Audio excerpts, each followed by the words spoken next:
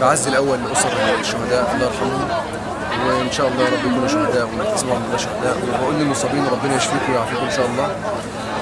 دائما وابدا المريخ بيفتح بابه للنادي المصري وجماهيره، ودول قبل ما يكونوا مشجعين النادي المصري دول بورسعيديه، فانا واحد منهم. البقاء لله في فريقنا، وان شاء الله اللي موجود معانا ومصاب ربنا يشفيه ويعافيه ان شاء الله، وان شاء الله الخير القادم لبورسعيد ان شاء الله. طبعا ذكرى عزيزه علينا، ذكرى اخواتنا وولادنا وشهدائنا. مجلس الاداره طبعا نتمنى لهم الرحمه والمغفره. يعني كنا النهارده موجودين، فاحنا هو تعبير منا عن لمسه وفاء لارواح شهدائنا. نتمنى الله سبحانه وتعالى ان يتغمده في صحيح جناته. نتمنى ان شاء الله ان في شيء نقدر نعمله لاسرهم في المستقبل باذن الله.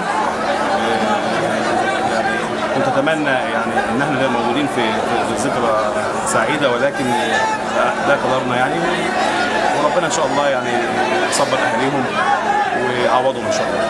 شكرا. الرحمن الرحيم. طبعا انا بنعزي طبعا اسر شهداء بورسعيد 53 شهيد، وطبعا النهارده الذكرى السنويه ليهم، ويعني ربنا يرحمهم شهدائنا طبعا الابرار. اللي طبعا يعني انا حزين جدا، لان انا كنت واحد من الناس اللي كنت بشوفهم هم بيتوفوا عند السجن وبره وبعد السجن وقبل السجن، يعني حاجات بصراحه تحزن. انما انا عايز اقول يعني الحمد لله ربنا يرحمهم، ولا تحسبن يعني الشهيد ده عند ربنا سبحانه وتعالى